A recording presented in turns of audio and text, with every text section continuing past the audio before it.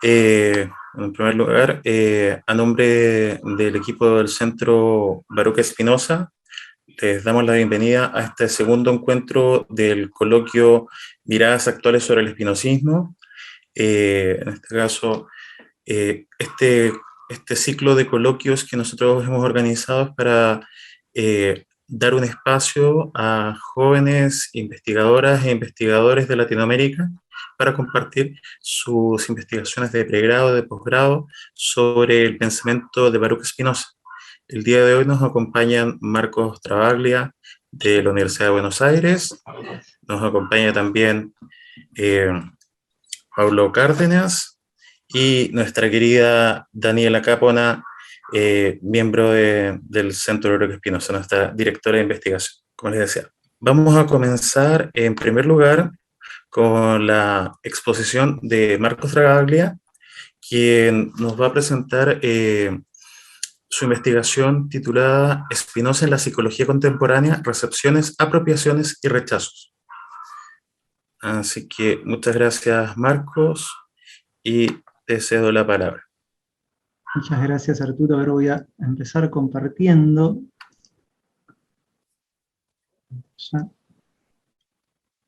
Ahí está.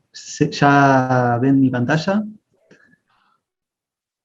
Perfecto. Bueno, quiero comenzar mi intervención agradeciendo la invitación a exponer en este ciclo, en este coloquio, en el que están participando y van a seguir participando tantos colegas y amigos y amigas de distintas latitudes latinoamericanas, y también agradecer a quienes se conectaron en la semana del año en la que todos y todas tenemos menos energía tal vez, así que estoy muy contento de estar acá y de contar con todos ustedes y compartir este momento de diálogo.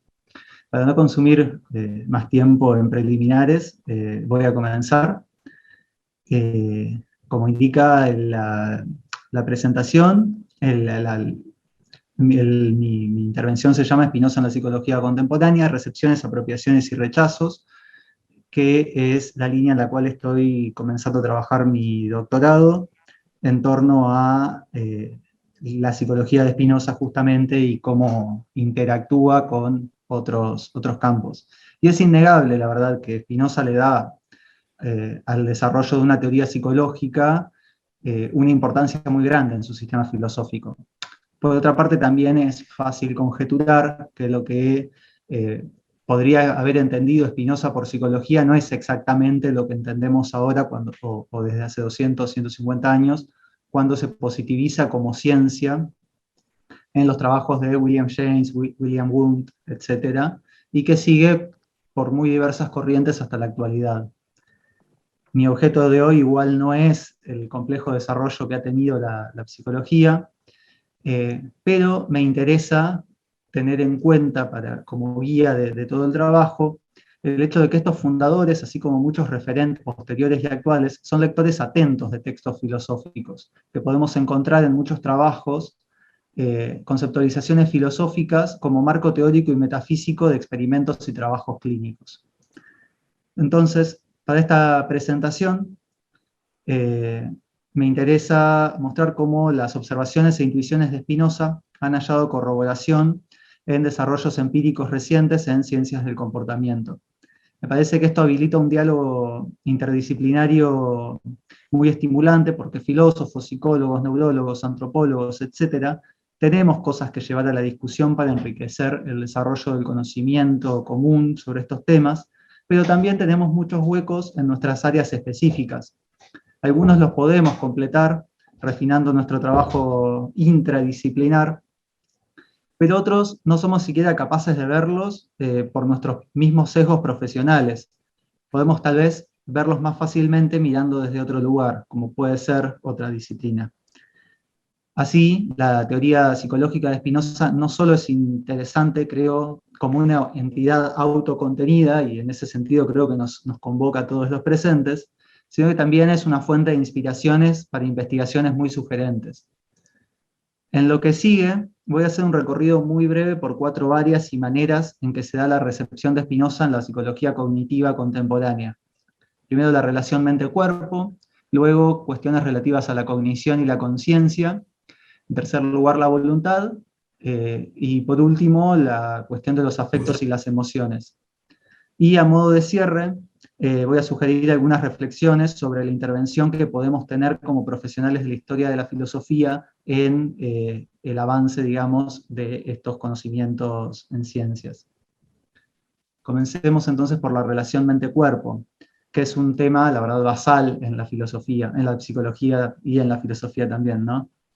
Es fundamental tener una respuesta a este tema, porque todo lo que digamos sobre los procesos mentales más específicos va a tener una remisión directa a la posición que hayamos tomado en eso.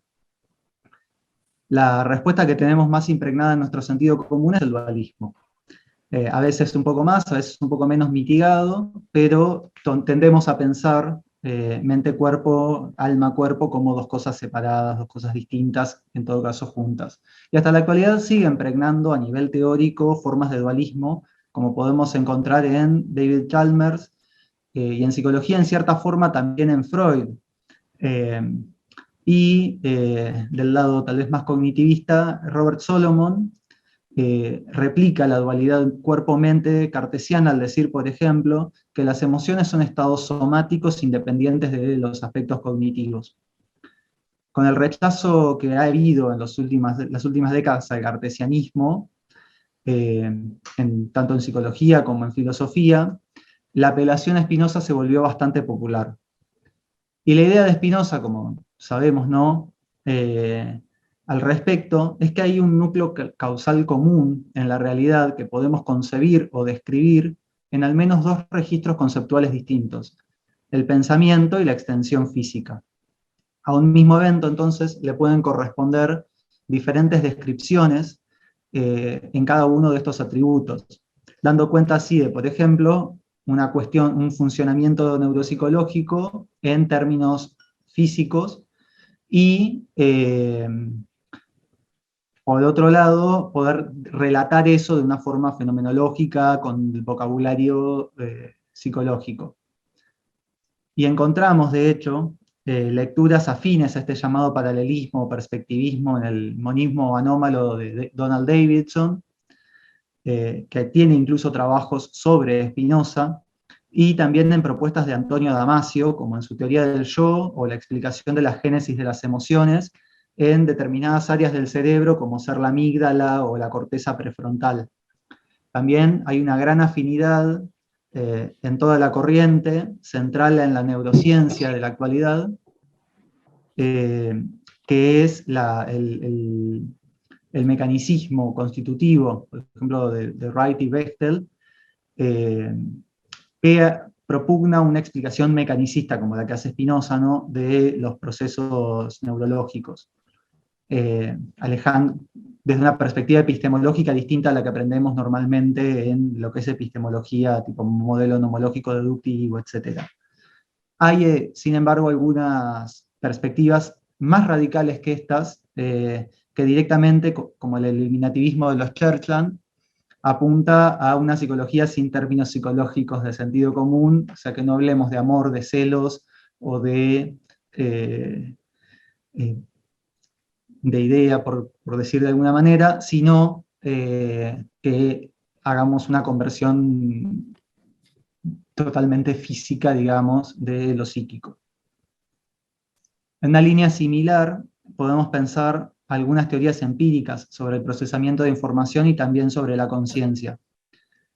Hay enfoques de trabajo que buscan explicar de forma mecanicista el funcionamiento de todos estos procesos, como ya aparece en la ética esto, ¿no?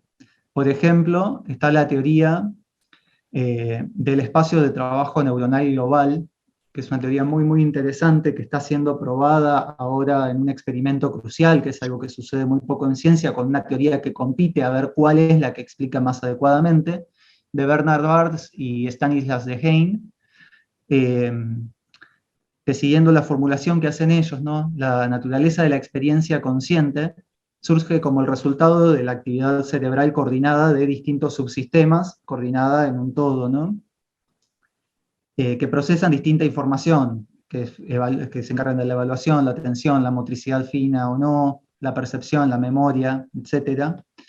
y el espacio de trabajo neuronal global es el punto en el que se comparte de forma flexible toda esa información, volviéndose consciente aquella que se compagina y es seleccionada como relevante.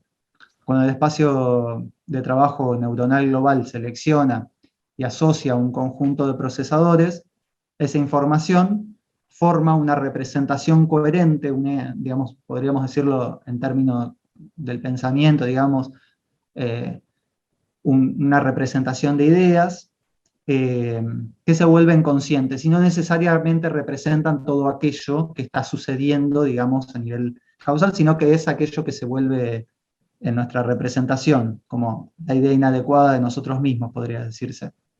Este modelo mecanicista, autorregulado y con una jerarquía basada en la composición y la articulación en organismos cada vez más grandes, es del mismo tipo de modelo que propone Spinoza para la mente en respuesta al modelo cartesiano. Y a su vez da el mismo resultado de una autoconciencia que se mantiene coherente de forma imaginaria, afín a lo que también desarrolla, aunque sin citar a Spinoza, hasta un tuit de hace unas semanas, Daniel Dennett, que alguien escribió un artículo sobre todas las cosas que Dennett parece que toma de Spinoza, y Dennett dijo, ah, sí, sí, tengo semejanzas con Spinoza, por Twitter. Un artículo muy interesante y que es una teoría que también toma mucho de investigaciones y que corrobora este tipo de intuiciones spinocianas. Su atractivo, el atractivo de Spinoza, ¿no?, viene por distintos lugares. La economía de principios, la economía de entidades, digamos, son todas entidades del mismo tipo, la causalidad eficiente mecanicista, y la posibilidad de avanzar en el conocimiento de dominios que, aunque sean todavía difíciles, se puede llegar a través del avance sobre lo que sí es un poco más fácil. Sin embargo, no todo le sale tan bien al espinocismo al momento de contrastarse en experimentos. El modelo de mente spinociano se usó para evaluar el procesamiento de información y cómo almacenamos en nuestra memoria cosas que son verdaderas o falsas.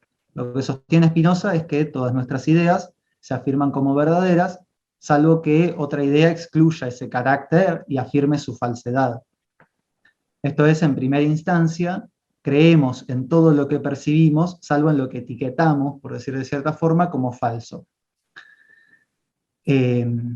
Esto viene siendo investigado al menos desde el 90, y esta vez parece que la intuición correcta fue la cartesiana. Así que bueno, alguna vez Descartes tenía que ganar, que sostiene que cuando recibimos información no necesariamente afirmamos su falsedad o su verdad, sino que tenemos que etiquetarla. O sea, podemos recibir ideas y no definirnos por su verdad o falsedad.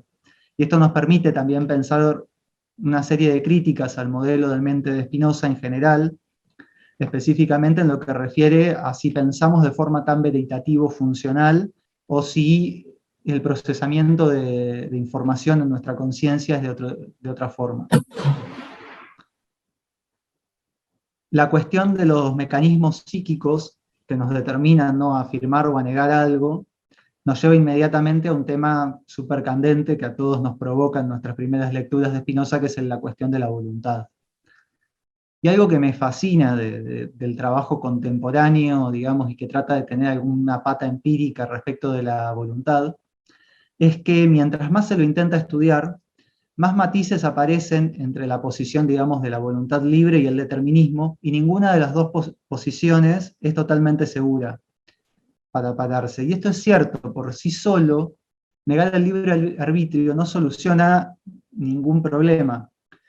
Por eso, en estudios sobre la voluntad y la decisión se acuñaron muchos términos nuevos, como determinismo duro, determinismo débil, elección consciente, creencia en el control consciente de las cosas, comportamiento volitivo, control personal actual o no, etcétera, que apuntan a poder dar cuenta de la agencia de los individuos sin disolver la subjetividad en un determinismo en el cual seamos engranajes. Que puede ser muy atractivo, digamos, para polemizar en clases de filosofía, pero que nos ponen serios problemas para pensar, por ejemplo, cuestiones terapéuticas. Por ejemplo, trastornos de ansiedad ligados a la concepción, ¿no?, de múltiples escenarios y múltiples cursos de acción posibles. Trabajar ahí es necesaria una noción de voluntad, o más todavía para consumos problemáticos o adicciones. O sea, ¿qué rol cumple la voluntariedad en un tratamiento de adicciones? O cómo se abordan si negamos un margen de voluntad en el paciente. ¿Se puede compelir a alguien al tratamiento o debe dar algún, o sea, si es todo determinista, o sea, lo podemos llevar mecánicamente o puede oponer una resistencia? ¿De qué forma definimos la voluntad ahí? Y también, ¿no?, la convivencia con condiciones crónicas, o la caracterización en psicología forense, ¿no?, de los criminales penales.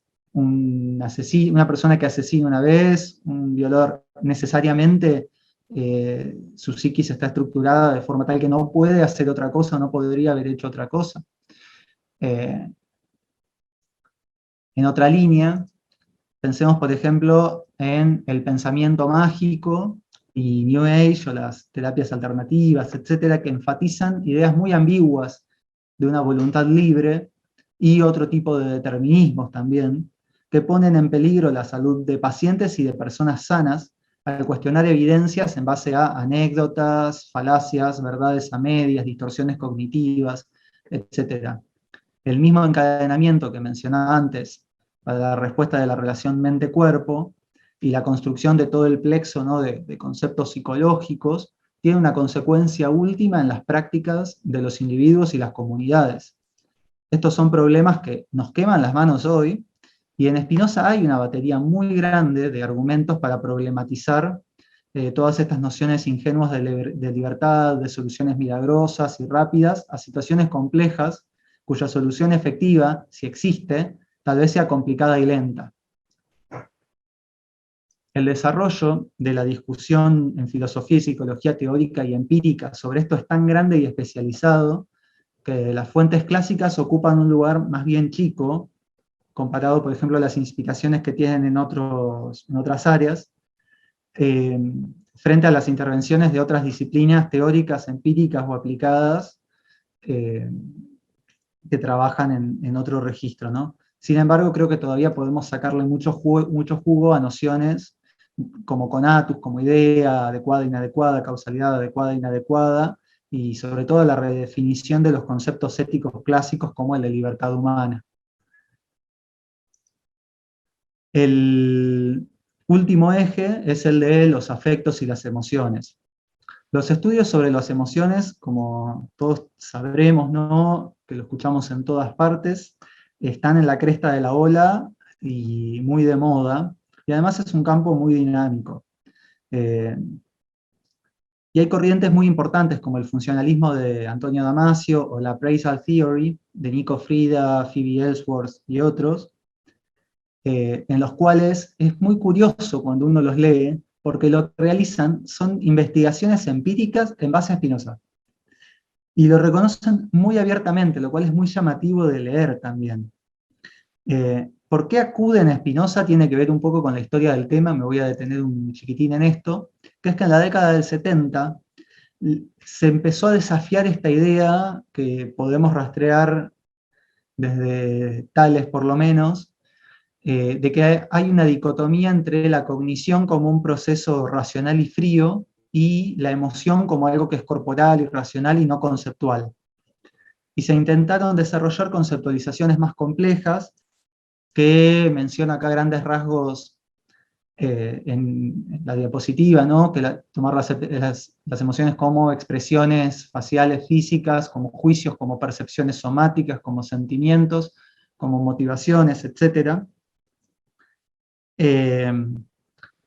Y que llevan como consecuencia a un problema que es filosófico y que es central, que es primero definir qué es una emoción, porque decir que es un juicio y decir que es una expresión facial claramente, es decir, hablar de dos cosas como bastante distintas, atendiendo, ¿no?, a esta variedad de factores que la rodean, digamos, que no necesariamente son comunes a toda experiencia emocional, como los cambios físicos, los sentimientos, la expresión facial, la producción de tales o tales otras hormonas, la tendencia a la acción, la parálisis, también si las emociones son algo simple o si son compuestas de otras, si se puede hacer una taxonomía más o menos sistemática, etc.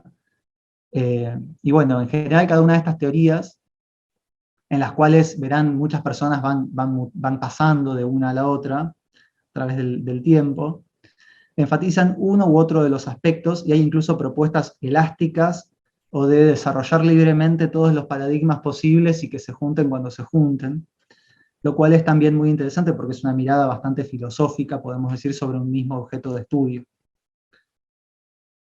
En esta maraña, la teoría de los afectos de Spinoza resultó atractiva porque da una definición muy amplia de lo que es un afecto y que permite englobar muchas manifestaciones desde una posición neutra y de muy amplio alcance.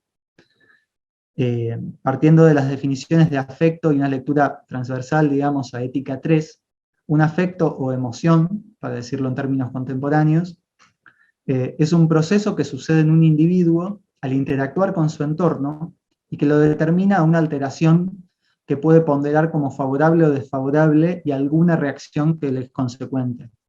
Nico Frida, que es uno de estos investigadores que falleció hace poquito, dice que les interesa la mirada espinociana por muchísimas razones, porque hay una neutralidad psicofísica, no hay primacía de un aspecto sobre el otro, porque se toma la emoción como un proceso y no como un estado, que este proceso ocurre y afecta y, digamos, tiene efectos sobre el individuo, así sea que éste no lo conceptualice o no lo haga, no sea plenamente consciente, y a su vez que desarrolla una taxonomía, la primera que se registra tan acabada, que es muy analítica, muy recursiva, esto es que permite generar todavía más afectos en base a los mismos elementos, y que es totalmente estructural. Y pueden dar cuenta de emociones con un registro más corpóreo o uno más psicológico sin reducir el afecto, digamos, ni a lo físico ni a lo mental. En una línea semejante, René England argumenta que muchos de los problemas de incompatibilidad teórica entre perspectivas cognitivas y no cognitivas sobre la emoción se disuelven si tomamos la perspectiva de Spinoza, porque un afecto es, además de tener esta cuestión procesual, es una idea, entonces es cognitivo y no cognitivo al mismo tiempo. Y bueno, hay un número muy interesante de investigaciones psicológicas y filosóficas que toman este conjunto de referencias. Y son lecturas verdaderamente muy atentas al texto de Spinoza y que enriquecen, creo, también nuestro análisis desde la historia de la filosofía y la filosofía. Y bueno, para no me puedo detener en muchas más cosas, hay muchos más aspectos en los cuales Spinoza puede ser retomado y es retomado, pero menciono dos que son, se lo considera el antecedente, el gran abuelo, podríamos decir, de la inteligencia emocional, y también es usado en ambos frentes del debate sobre si los humanos somos naturalmente altruistas o egoístas. Y bueno, quisiera cerrar con algunas conclusiones, algunas reflexiones más bien, que cuando empecé a... Disculpen, un pequeño problema técnico con Marcos al parecer. Así que yo, bueno, estaba concluyendo. Bueno, darle las gracias a Marcos, entre que se vuelve a conectar, después en la ronda de preguntas va a poder complementar el tema. Como ya igual nos retrasamos un poco por el tema de los desperfectos técnicos, vamos a continuar con nuestro segundo expositor, con Paulo Cárdenas, quien va a presentar el problema en torno al primer género de conocimiento en la ética de Spinoza. Paulo, Sí, bienvenido, Arturo. muchas gracias. Muchas gracias, Te cedo la Arturo. palabra. gracias al Centro Baruch Spinoza por haberme invitado a presentarle un poco lo que fue mi investigación de doctorado. Intenté esquematizar y en sus puntos más elementales el problema que traté en mi tesis de doctorado. Obvié citas, obvié referencias en la mayor medida posible. Y si es que a alguno de ustedes les interesa profundizar en cada uno de los temas que planteo acá, los invito a remitirse a mi tesis, que está disponible en línea, y ahí pueden ver todas las referencias y todo con mucha mayor amplitud, lo que simplemente esbozo en esta presentación. Dicho eso, y como introducción previa, más bien voy a hacer algo un poquito distinto a lo que hizo Marcos, dado que, bueno, es un enfoque súper bueno hacer dialogar distintas disciplinas como la filosofía y la psicología, o incluso hacer dialogar la misma filosofía moderna o de la primera modernidad con la filosofía contemporánea, pero mi enfoque más bien está centrado en la historia de la filosofía, así que voy a tratar particularmente a Spinoza y un problema que tiene que ver con su filosofía, con su sistema filosófico y en particular su epistemología. Por tanto, no pretendo dar una solución, sino más bien presentar el problema general que motivó mi tesis de doctorado, que titulé, claro, Problemas del primer género de conocimiento en la ética de Spinoza, aunque claro, voy a tener que remitirme a otras obras de Spinoza para poder complementar el tema. Así que, bueno, claro, planteo que dentro de la literatura que suele dividir la historia de la filosofía por periodos, se suele integrar a Spinoza en la corriente racionalista, junto con grandes intelectuales del siglo XVII, como Descartes o Leibniz. Estudios más especializados tienen cuidado de diferenciarlos, y sobre todo, resaltar la curiosa posición de Spinoza en dicho periodo, catalogándolo como una anomalía, como es el caso de Antonio Negri, o un marrano que busca la filosofía en vez de la religión como un medio para alcanzar la salvación, como es el caso del texto famoso de Jimmy Yahoo Yobel. Independiente de las sutilezas con que se pueda catalogar y analizar, una cosa es segura, a saber, que un estudio detallado de sus obras nos hace quebrar el molde que décadas de historiografía filosófica ha creado de nuestro autor, de Spinoza. Esta situación que señalo en quienes estudian la obra de Spinoza en su conjunto, también es evidente en el análisis particular de las distintas partes que componen su filosofía. Mi interés ha centrado en hacer evidente aquello en la epistemología, aunque, por supuesto, estoy lejos de ser el primero o el único en mostrarlo. Por ejemplo, la tesis doctoral de François Moreau sobre el rol de la experiencia en la filosofía de Spinoza destruye la interpretación decimonónica que proviene de Hegel, que hace a nuestro autor un racionalista absoluto. También hay estudios que tratan en particular sobre los distintos géneros de conocimiento que Spinoza desarrolla en su ética. Por ejemplo, la tesis doctoral del italiano Filippo Minini, quien con grandes esfuerzos establece la importancia y el valor epistémico del primer género de conocimiento, la llamada imaginación, siguiendo una tradición que se remonta a Aristóteles, en el conjunto de su filosofía. La táctica del profesor italiano, de Filippo Minini, consiste, a grosso modo, en articular una teoría estética sobre el juicio, una teoría estética del juicio, digo, similar a la elaborada por Kant en su tercera crítica, dentro de la ética, y en particular en la parte segunda de la ética. Minini sigue una línea de investigación similar a la mía, la cual consiste en resaltar el valor epistémico de la imaginación en la ética. No obstante, cómo se lleva a cabo aquello varía considerablemente. En efecto, considero que resulta más bien forzoso interpretar la filosofía de Spinoza bajo clave kantiana. Por el contrario, creo que es posible hacer aquello sin tener que recurrir a conceptos extemporáneos a la filosofía de Spinoza. O dicho de otra manera, es posible realizar aquello con solo recurrir a su obra.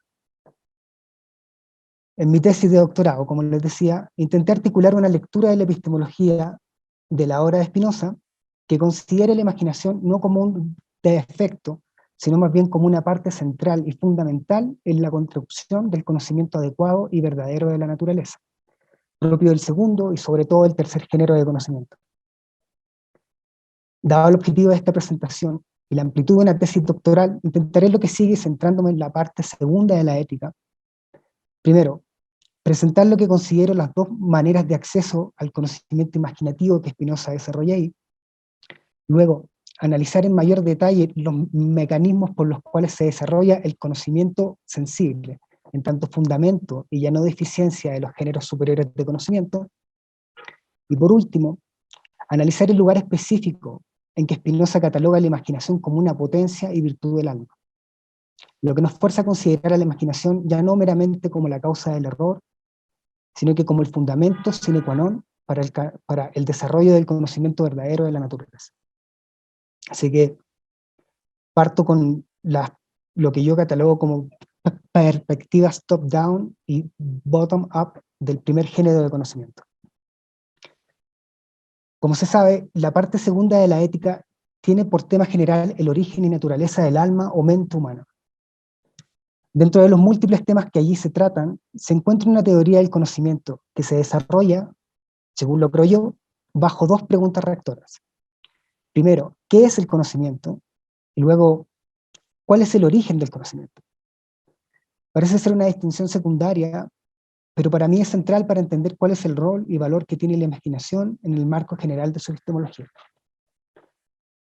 Siguiendo como hilo conductor estas dos preguntas, uno podría dividir en dos el análisis que se hace allí del primer género de conocimiento, que, y siguiendo una tradición anglosajona de analizar el conocimiento, se podría catalogar como top-down y bottom-up.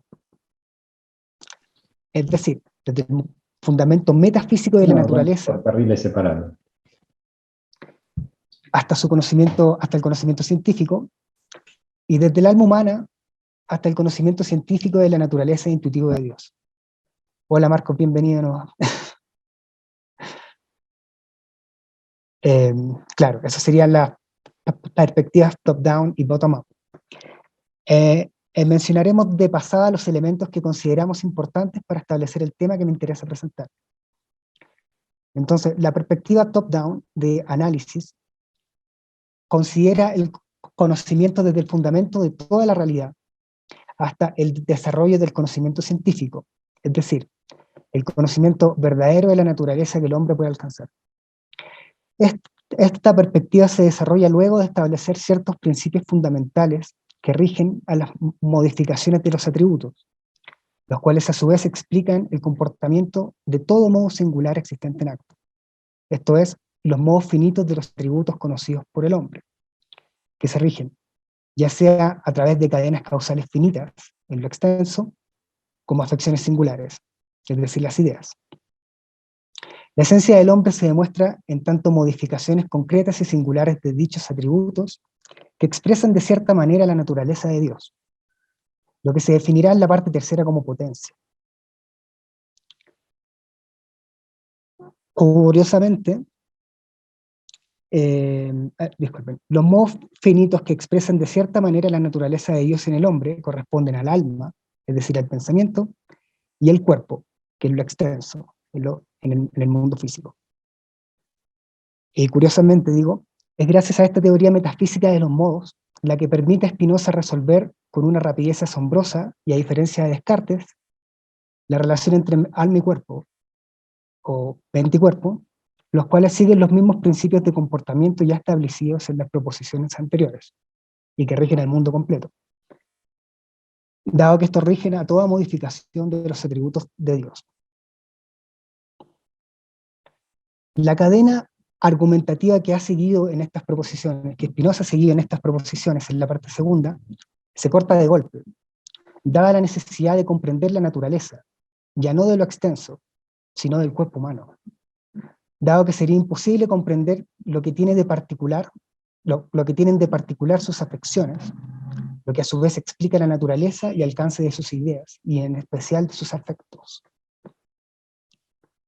Desde este momento, es decir, desde la proposición 13 de la parte segunda, se inicia una serie de definiciones y axiomas que tienen por objetivo definir ciertos elementos y relaciones elementales que permitirán a Spinoza realizar una deducción sobre el origen de las ideas y el conocimiento humano, la cual habría sido imposible de realizar sin antes haber establecido sus principios fundamentales, con anterioridad. Después, esta deducción, lo que yo catalogo como la perspectiva bottom-up,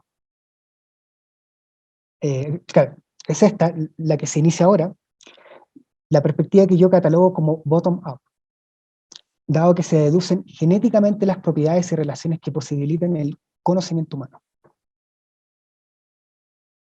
Entonces, es gracias a esta deducción de las propiedades y relaciones del cuerpo y la mente que es posible establecer el conocimiento primero, aquel que se cataloga como imaginativo, dado que no se forman ideas más que de aquello que ha afectado al cuerpo de manera directa, siendo la fuente de esa idea no el cuerpo exterior afectante, sino la afección del propio cuerpo afectado.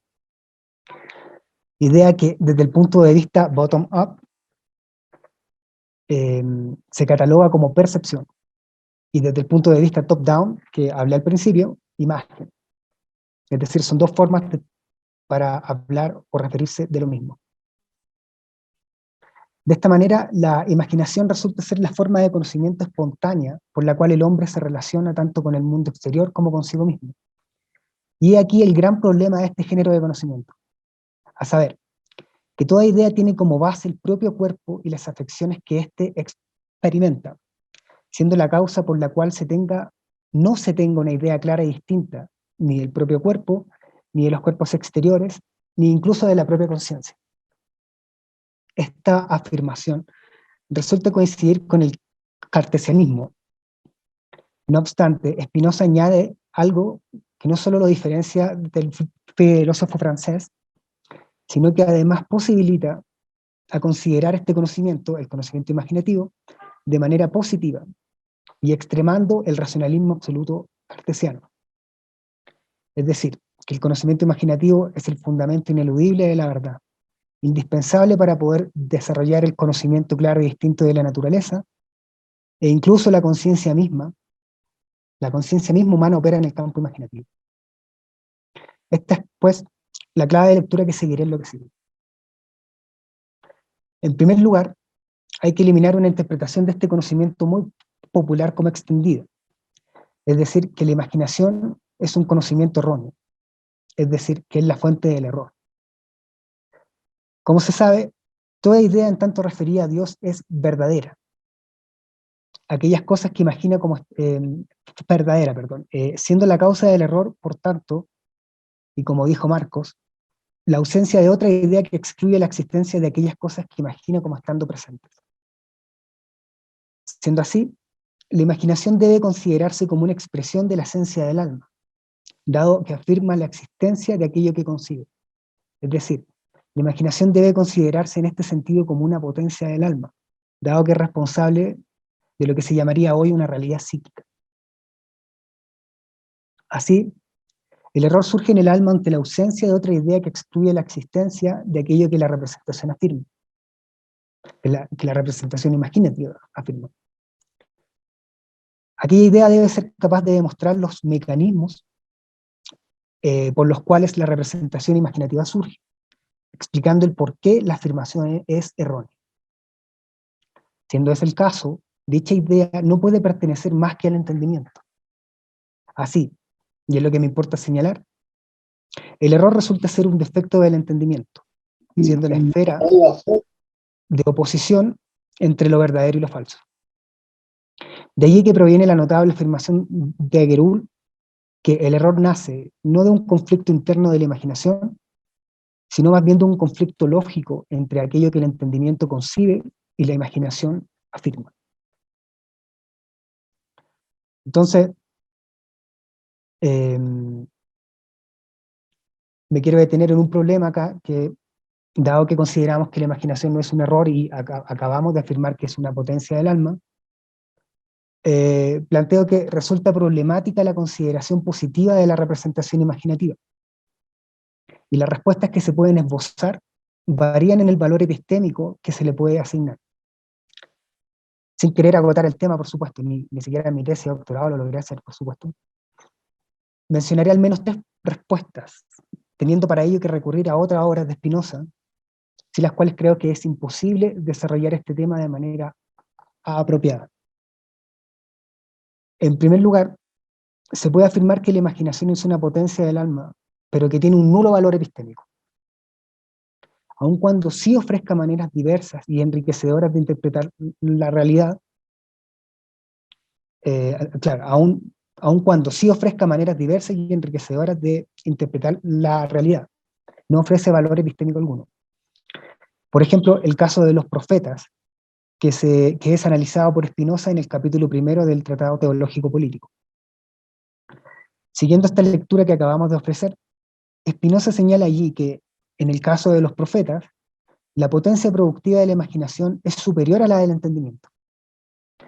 No porque hayan recibido un conocimiento sobrenatural en los profetas, sino más bien porque, gracias al uso de imágenes y palabras, los profetas han podido crear un número mucho mayor de ideas y nociones de las que se pueden llegar a elaborar con las nociones y principios de la ciencia, del conocimiento natural. No obstante, bueno, en esto quiero señalar que claro, se puede leer mucho más sobre este tema en la tesis doctoral de Hagalow, que tiene un texto dedicado a este tema precisamente. Claro, no obstante, Spinoza afirma que la imaginación es una potencia del alma en la parte segunda de la ética, y precisamente en relación a su teoría del conocimiento. Por tanto, la respuesta tiene que desarrollarse bajo esa línea de lectura, por lo que la respuesta anterior no es del todo satisfactoria, por lo menos para mí. En efecto, en tanto expresión de la potencia del alma, la imaginación tiene que contribuir al desarrollo del conocimiento verdadero y posibilitar la formación de ideas claras y distintas, ya sean nociones comunes o intuiciones. Dado aquello, y en segundo lugar, no resulta sorprendente que se vuelva a tratar la imaginación en estos términos en la parte quinta de la ética, que trata precisamente de la potencia del entendimiento. Por ejemplo, allí se afirma que las afecciones del cuerpo pueden ser ordenadas acorde a la razón, y de esta manera liberarnos de los efectos nocivos de los afectos llamados pasivos por los interpretadores de la obra de Spinoza, por ejemplo Deleuze. Dicho de otra manera, es posible usar de manera productiva las fuerzas de la imaginación para desarrollar los géneros superiores de conocimiento, encontrándose aquella presente en estos, pero de forma desalienada, liberada, subordinada a los dictámenes de la razón y la intuición. De esta manera, la imaginación ya no es contraria a la razón, sino que se vuelve un auxiliar del alma para reprimir aquellos afectos pasivos, preferir aquellos llamados activos y alcanzar el conocimiento superior de la naturaleza, aquel por el cual es posible lograr la salvación y felicidad suprema o beatitud. Por último, ni aún en la parte quinta de la ética se afirma que la imaginación sea una potencia, siendo a lo sumo un auxiliar de los géneros superiores de conocimiento. El único lugar en que es posible encontrar nuevamente aquella afirmación es en la correspondencia, en particular la carta 17 a Ball. Dicha carta no es antojadiza, dado que fue escrita en el mismo periodo en que se redactaba la parte segunda de la ética y se comenzaba a escribir el Tratado Teológico Político, existiendo una valoración del conocimiento imaginativo que, si bien se va a modificar con el tiempo, no va a cambiar. Pues bien, junto con la proposición 17 de la parte segunda de la ética, esta carta es el único otro texto del que tenga noticia yo, que se afirme sin rodeos que la imaginación es una potencia del alma. Paradójicamente, resulta ser una afirmación explícita, problemática y de difícil interpretación, dado que Spinoza no vuelve en ninguna otra obra a tratar el tema desde este punto de vista.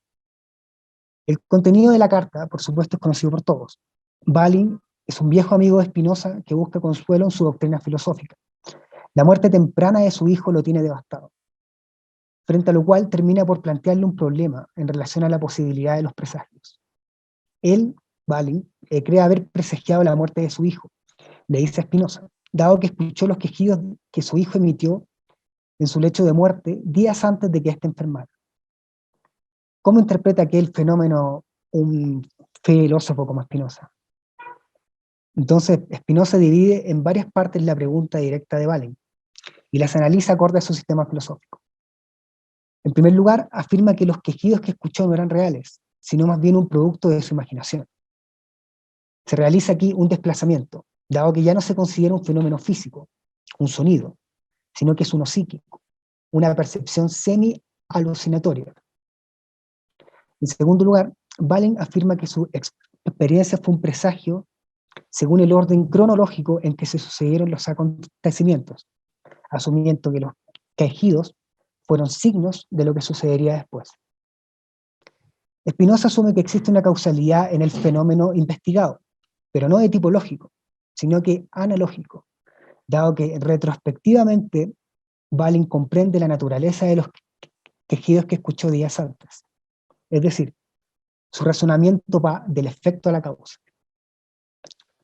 Dado aquello, Spinoza afirma que la experiencia de Balin no puede tener valor epistémico, esto es, no pudo haber presagiado cosa alguna.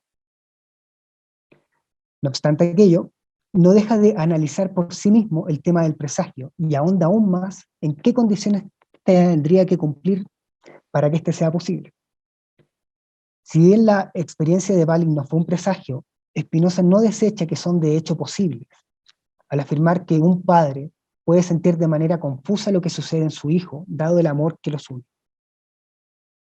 Siendo esto así, y en tercer lugar, Spinoza afirma que el conocimiento imaginativo tendría un valor análogo al del entendimiento, aunque en ninguna medida puede ser el mismo,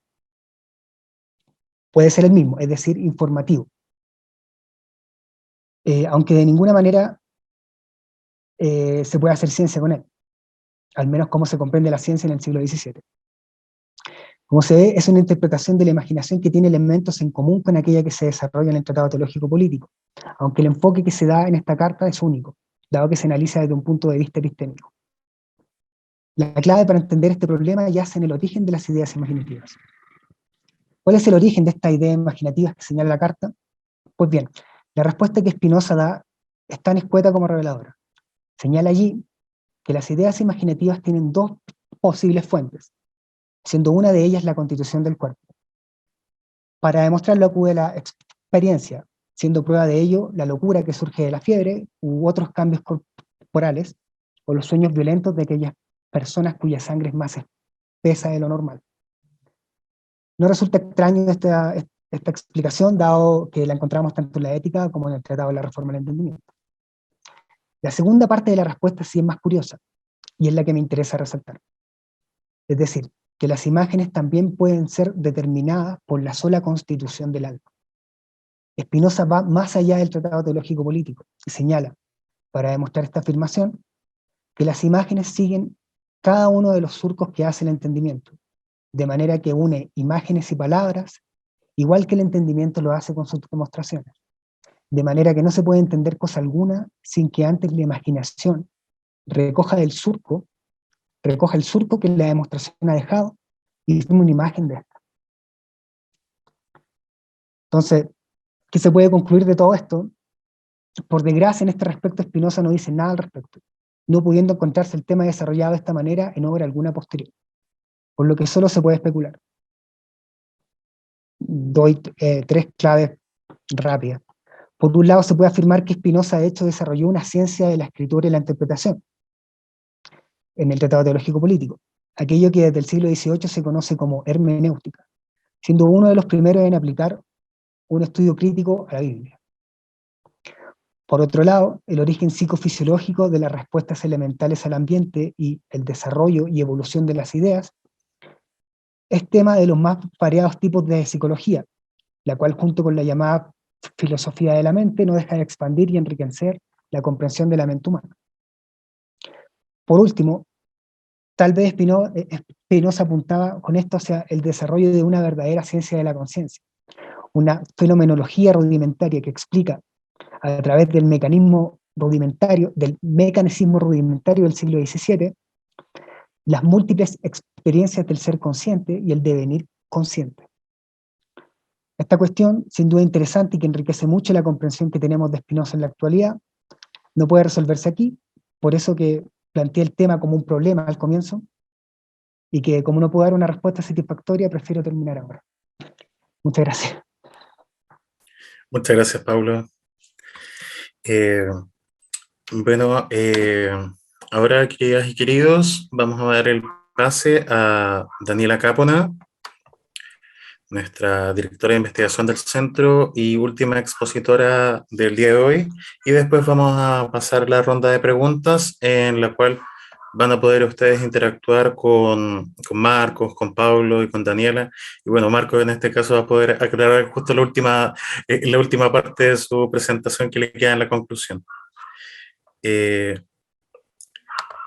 Daniela, dame un segundo, vamos a compartir pantalla. Bueno, el trabajo de Daniela se titula Estética y Ars Corporis en Spinoza. Primero que todo, muchas gracias por quedarse, a ser la última. Eso. Primero que todo voy a hacer una aclaración, y es que yo trabajo estética en Spinoza, que es una beta poco trabajada, más o menos de 1990 a 1989, que aparece el primer artículo sobre la posibilidad de una estética en Spinoza, que es y que precisamente niega la posibilidad de una estética. Sin embargo, a partir de hace unos 10 años, empezaron a aparecer más artículos, más textos, de la mano principalmente de la escuela italiana. Mucho antes estaba Filippo Mignini, y ahora Lorenzo Vinciguerra también trabaja harto el tema de la estética en Spinoza, el tema del arte. Sin embargo, hay muchos sentidos de los cuales uno puede hablar de una estética, así que las lecturas son bastante divergentes entre sí. Y antes de partir leyendo, voy a hacer una aclaración, y es que mi lectura es bastante interpretativa y tiene una metodología de lectura que cambia, entre comillas, un poco cómo se concibe la ética. En ese sentido, mi lectura está enfocada en el concepto de producción, que se va a ir evidenciando a la medida que vaya leyendo, y puede decirse que es un poco más una interpretación más contemporánea, muy materialista sobre el concepto de estética. Así que voy a partir leyendo. El texto se titula Estética y Ars Corporis en Spinoza. El término estética, que en filosofía tiende a tener un único sentido a partir de Baumgarten, no es un término unívoco. La estética, parafrasando a Aristóteles, al igual que el ser, se dice de muchas maneras. En el sentido hegemónico de una teoría sistemática del arte fundamentada en los conceptos de belleza, fealdad, gusto, sublime, no existe en Spinoza, a menos que se inviertan los sentidos con que usualmente estos términos son comprendidos. Sin embargo, como se ha dicho, este no es el único sentido en que se puede comprender este término. Estética, de aístesis, tiene directa relación con la sensibilidad y la experiencia. Podría considerarse este su sentido primigenio. Retomando las palabras de D. Huberman en relación a lo planteado por Plinio el Viejo, se puede decir que, y cito, lo que Plinio entiende por artes es extensivo a la historia natural completa. En consecuencia, la noción estética de arte no forma parte de su primera definición. Hay arte cada vez que el hombre utiliza, instrumentaliza, imita o supera la naturaleza.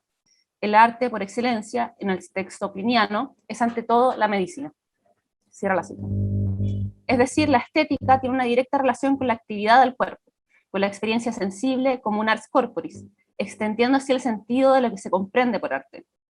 En esta misma línea interpretativa, pero respecto a la filosofía de Spinoza, está Lorenzo Vinciguerra, quien afirma que, y cito, en Spinoza el término ars designa más frecuentemente una técnica innata o aprendida y su maestría. A veces comprendido como capacidad de hacer fácil lo que es difícil, designa un saber hacer o, ligado a la noción de faber, fábrica, fabricare, un saber producir, remitiendo a la noción de ingenio. Cierra la cita. Esta vinculación entre ars y faber es esencial para comprender la estética en Spinoza. Si bien Vinciguerra en su artículo está refiriéndose a la obra de arte, esta relación puede extenderse justamente a la comprensión de la vida misma y la experiencia sensible. Si se revisan las alusiones al término ars que hace Spinoza, se pueden encontrar diversos sentidos. En el parágrafo 15 del Tratado de la Reforma del Entendimiento, el filósofo holandés establece que muchas cosas se hacen fáciles mediante el arte. Luego, en el apéndice de Ética 1, en directa relación al de Humani Corporis Fabrica de Vesalio, y por ende al cuerpo, afirma que, por ignorancia de las causas, los hombres, al ver la fábrica del cuerpo humano, asumen que es una obra divina y no producto de un arte mecánico. alusión a Vesalio, que volverá a repetir en el escolio de la proposición 2 del libro tercero, en donde establece que esta fábrica del cuerpo humano supera en artificio todas las creaciones del arte humano. Luego, en el Tratado Teológico Político, repetirá constantemente el vínculo entre arte y ciencias, pero también establecerá que el arte implica, y cito, actividades para mantener la vida, cierra la cita, y es equiparada a actividades como arar, sembrar, cosechar, moler, coser, tejer. Asimismo, uno de los objetivos de la libertad del pensamiento es justamente promover las ciencias y las artes. De estas menciones, dos llaman notablemente la atención: la relación directa con el cuerpo, especialmente en relación al de Humanae Corporis Fabrica, y la extensión del sentido del arte que realiza Spinoza al analogar el arte con prácticas cotidianas necesarias para la existencia. Arturo, si quieres puedes ir avanzando. Sigue un poquito más. Ahí. Ahora sigo leyendo. Ya, en este punto la estética comprendida como una teoría de la experiencia sensible de los cuerpos debe analizarse a la luz de la física que rige a los cuerpos, pues responde al atributo extensión. Si comprendemos la estética desde la actividad de los cuerpos, en un sentido lato del concepto de actividad, enfatizando aquí la noción de experiencia sive praxis, que aparece en el Tratado Político, y la noción de Faber, y contradiciendo la famosa frase de Deleuze, según la cual nadie sabe lo que puede un cuerpo, pues lo que éste puede es producir efectos en virtud de la proposición 36 de Ética 1, entonces la estética se comprende como un ars corporis, es decir, como un hacer propio del cuerpo considerado como fábrica. Ahora bien, si volvemos sobre la noción de cuerpo que Spinoza define como un modo que expresa de cierta y determinada manera la esencia de Dios, en cuanto se la considera como extensa en la primera definición del libro segundo de la Ética, y en una lectura interpretativa que acentúa la noción de producción como central para la ética, sea por la potencia de autoproducción que define a Dios o la naturaleza a partir de su definición como causa sui, sea por el hecho que la potencia del cuerpo es generar efectos, es decir, producir efectos, se puede decir que los cuerpos, dentro del marco de la física relacional y de heterodeterminación que rige el horizonte modal, se produce a sí mismo. ¿Cómo comprender esta aserción en el marco de la ética?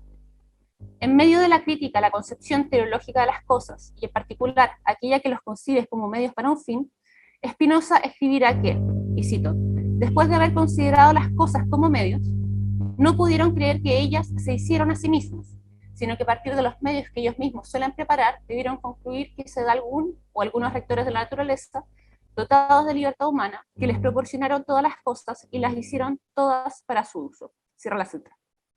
Si bien en el horizonte modal la autoproducción no es absoluta, como en el caso de la causa sui, el hecho de que las cosas se hagan a sí mismas nos permite comprender que el mundo físico, en su propia lógica heterodeterminada, hace de la producción su principio central, en tanto que las cosas no están dadas, no están predestinadas ni son estáticas, sino que se enmarcan en una física relacional, transindividual, dinámica y productiva, en donde los encuentros, los afectos, cobran un rol preponderante. En este sentido, la afirmación de Vittorio Morfino sobre el hecho de que las esencias solo pueden ser concebidas post festum en virtud de los encuentros, adquiere un nuevo cariz a raíz de lo recién expuesto. Las esencias pueden ser concebidas post festum en la medida en que los cuerpos, los individuos, se producen a sí mismos en la misma medida en que coproducen a los otros. Por ello, el concepto de producción que comparece en el horizonte modal es uno sumamente complejo, pues se trata de una autoproducción que se materializa en un proceso simultáneo de coproducción respecto de los otros cuerpos e individuos y de su sobredeterminación.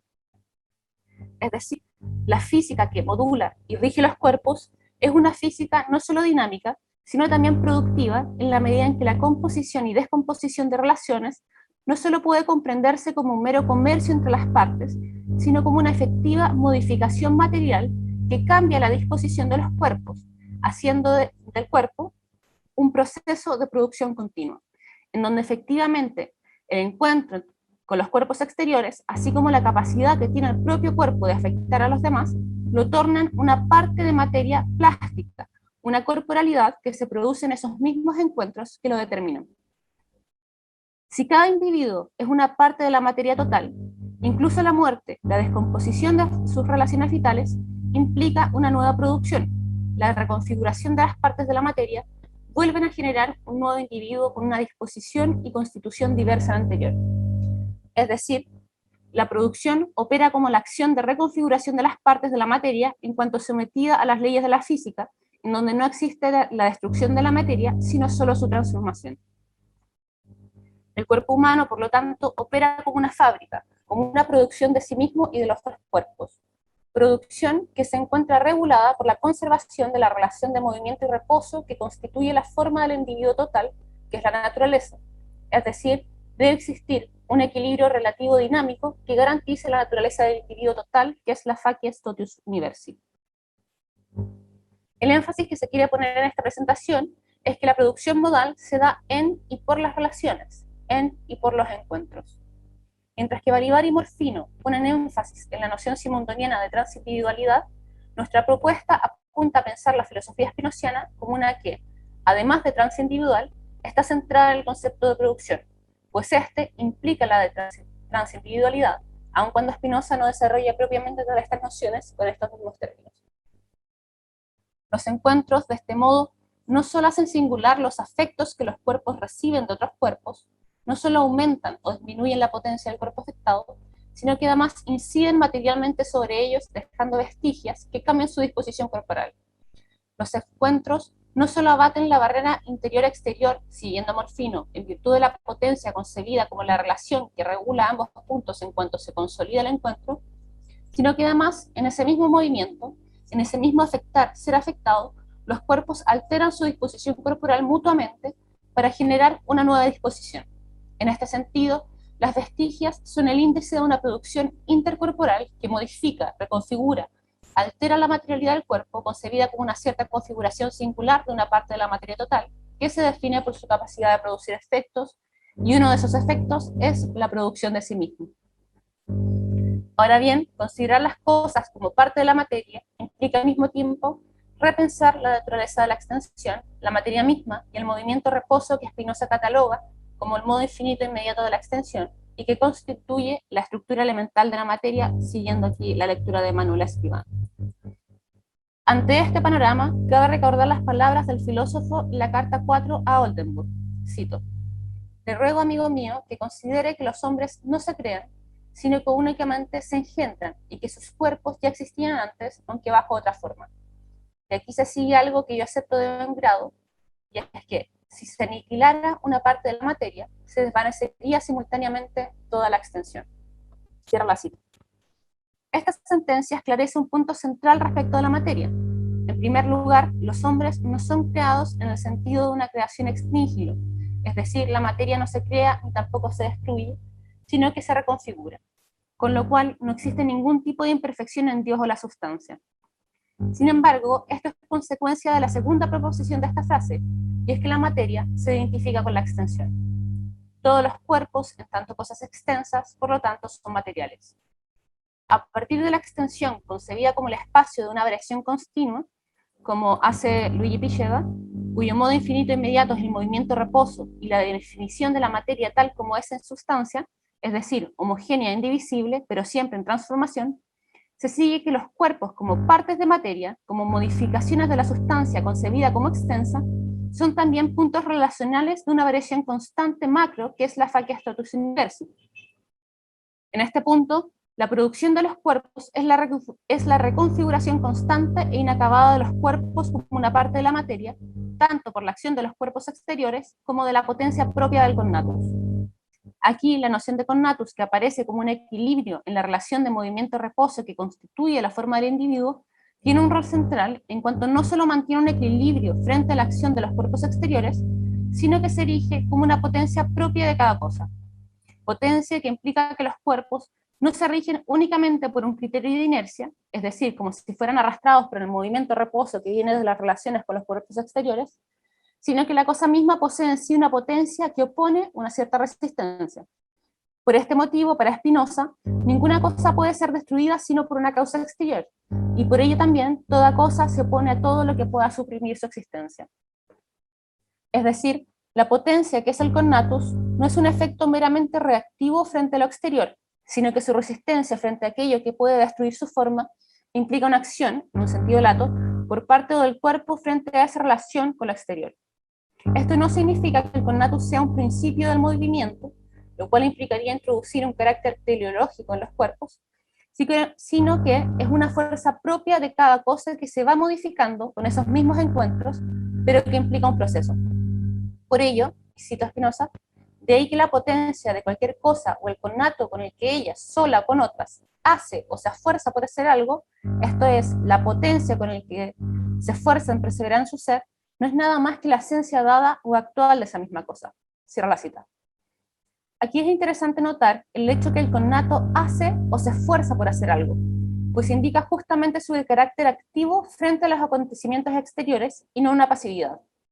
Con esto la física spinociana reconfigura aquella cartesiana fundada en el principio de inercia, pues hace de las cosas unas con una fuerza propia que procesa el movimiento reposo de forma activa, y no solo como un receptáculo que recibe el influjo de este movimiento reposo para transmitirlo al modo de un reflejo.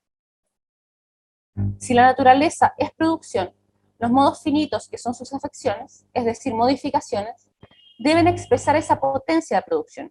Es decir, los modos no son entidades estáticas, sino dinámicas y productivas, justamente en virtud de lo planteado en la proposición 36 del libro primero.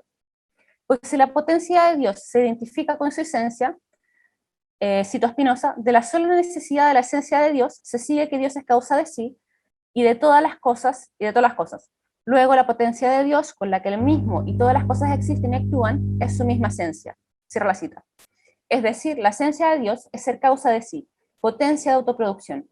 Esto implica que si los cuerpos expresan la esencia y potencia de Dios de determinada manera, es decir, su esencia como causa de sí y de todas las cosas, Spinoza concluye que, por tanto, debe seguirse de ello algún efecto. La demostración de esta proposición, que es central para la ética, nos permite interpretar que el hecho de que en la naturaleza no exista nada de lo cual no se siga algún efecto, es porque cada una de ellas, en cuanto expresa la esencia y potencia de Dios como causa civil de determinada manera, en este caso preciso, en cuanto cosa extensa, causan efectos porque ellos mismos expresan a Dios como causa autoproductiva, y en cuanto son parte de esa esencia, no pueden sino encarnar, por decirlo de algún modo, de determinada manera, esa potencia de autoproducción. Y esa determinada manera es una autoproducción circunscrita a la causalidad heterodeterminada de los cuerpos exteriores, es decir, frente a la absoluta autocausalidad de Dios o la naturaleza, los cuerpos se presentan como autoproducciones limitadas por la causalidad física del horizonte modal extenso. Ahora bien, y volviendo al principio, la posibilidad de plantear una estética como ars corporis en Spinoza se sigue de la propia ontología espinosista, pues siguiendo a Rice, cito a Rice, en Spinoza no es la ontología la que es consecuencia de la estética, sino que la última se sigue de la primera. Cierra la cita. La interpretación presentada hace de la estética un ars corporis en cuanto éste es comprendido como la propia producción del cuerpo en términos físicos, relacionales y afectivos, cuya plasticidad como modo de la extensión lo hace ser una parte de la materia, una variación constante que se produce en su interacción con una exterioridad, una alteridad que se co-constituye con la propia individualidad. Pensar la estética desde este punto de vista hace que el cuerpo no sea un sustrato, sino un proceso de producción afectiva y física. El cuerpo es su hacerse experiencia afectiva con otros. El cuerpo es idéntico a sus afecciones, es idéntico a la vida. De allí se puede decir, parafraseando Foucault, que la vida misma deviene una obra de arte. El concepto de estética de la existencia que Foucault acuña en sus últimas obras entraña el ejercicio y constitución de una forma ético-estética de la existencia que busca erigir una forma de resistencia al poder que genera procesos de subjetivación normativos y una moral trascendente. Esto implica una práctica de sí mismo que queda fuera de la biopolítica a modo de resistencia, en la configuración de una forma de vida que se establece como una obra de arte. Se trata, y citó Foucault, de la idea del bios como un material para una obra de arte. Esta constitución ético-estética implica repensar el concepto de vida y abrirlo al arte en una concepción que excede aquello que se ha concebido históricamente como arte, es decir, la producción de obras, para hacer de la vida misma una obra de arte, que escapa no solo a la biopolítica, sino también a las formas jurídicas del poder. En palabras de Foucault, cito, lo que me sorprende es que en nuestra sociedad el arte se haya convertido en algo que solo se relaciona con los otros objetos y no con los individuos o con la vida. Ese arte es algo especializado o que es producido por expertos que son artistas. Pero, ¿podría alguien convertir su vida en una obra de arte? ¿Por qué puede la lámpara de una casa ser un objeto artístico, pero no nuestra propia vida? Cierra la cita. Si bien este ejercicio en la creación de estilos de vida se encuentran vinculados desde la antigua Grecia a un ejercicio sobre sí mismo y sobre los otros que comienza con una ascesis, cada época histórica desarrolla sus propias formas de hacer de la vida una obra de arte. Ante lo recién expuesto, Diego Tatián alejará la concepción Foucaultiana de la estética de la existencia del planteamiento estético en Spinoza, aseverando que, y cito a Tatián, la palabra que confiere título a su obra mayor se mantiene en Spinoza a máxima distancia de lo que el último Foucault llamaba arte de la existencia, es decir, de la ética como ocupación de sí mismo, según una epimelia Heurtou, que se aplica a hacer de la vida una obra de arte. Cierra la cita. Sin embargo, el filósofo argentino no arguye un mayor análisis para esta acepción. Se podría intuir que se trata de una crítica hacia el aspecto ascética de esta práctica, o bien a su carácter presuntamente individual. No obstante, se puede pensar que la primera crítica se subsume a la segunda, frente a la cual Foucault es claro, y cito: esta actividad consagrada a uno mismo constituye no un ejercicio de la soledad, sino una verdadera práctica social en varios sentidos. A lo cual añade, y cito nuevamente, el cuidado de sí, o el que se dedica al cuidado que los demás deben tener de sí mismos, aparece entonces como una intensificación de las relaciones sociales. Cierro la cita. Esta aproximación, muy breve, entre Spinoza y Foucault, tiene asidero en la idea de modos de vida que buscan constituirse ética y estéticamente fuera de registros normativos del poder, es decir, a modo de una resistencia frente a la determinación de la existencia en virtud de parámetros que reducen la existencia a una meramente jurídica y económica, y no como un ejercicio político-social de liberación. En este sentido, la estética en Spinoza, considerada desde la noción de un ars corporis, que junto a la actividad de la mente constituye un ars vivendi, puede pensarse también a la luz de una corporis emendatione, es decir, como un ejercicio del cuerpo en busca de su potenciación, en su apertura a las relaciones y, por tanto, a su producción de un modo activo en la consecución de la autonomía de la acción, es decir, tomando el concepto de adecuación de Ética 3, pero no referirlo solamente a la idea, sino al cuerpo. La emendatione, término médico que apela a una catarsis, es una que apunta a expurgar la heteronomía respecto de sus acciones. Para finalizar, y usando las palabras de Lorenzo Vinciguerra, se trata, cito, de una refundación de la estética en la ética, especialmente en aquello que se podría llamar una ética del cuerpo. Cierra la cita. Sin embargo, no se restringe únicamente a un vínculo ético-estético, sino también y simultáneamente político. Esa sería mi presentación. Muchas gracias, Daniela. Vamos a dejar de compartir. Y vamos a quitar el... Bueno, en primer lugar, darle las gracias a nuestros expositores, a Daniela, a Marcos, a Paulo. Y ahora vamos a dar paso a la ronda de preguntas. Bueno, en primer lugar quería darle la palabra a Marcos, en realidad, para que pudiese terminar de cerrar su idea por los problemas técnicos, y después pueden levantar la mano o escribir inclusive sus preguntas por el chat, yo las puedo leer. Los expositores también pueden hacer esas preguntas entre ustedes. Yo también tengo por ahí un par de preguntas, así que Marcos, adelante. Gracias, Arturo, y le pido disculpas a todos. Colapsó mi computadora, de repente estaba con todas las pantallas apagadas y esas cosas que nos pasan acá en los eventos virtuales, que nos permiten estar a todas personas de distintos lugares de Latinoamérica, el mundo, pero también nos ponen estos frenos. Bueno, y justo, bueno, por suerte la parte tal vez más densa del desarrollo no se cortó y llegué a las reflexiones, justo cuando estaba por llegar a mis reflexiones finales, que es lo que quería comentar, lo digo brevemente, ¿no? Es que cuando empecé a profundizar sobre la psicología de Spinoza, me resultó muy interesante esto que traté de condensar acá, de que muchas de sus intuiciones, de sus observaciones, de los argumentos tuvieron alguna contrastación empírica que en general, además, fue favorable para Spinoza.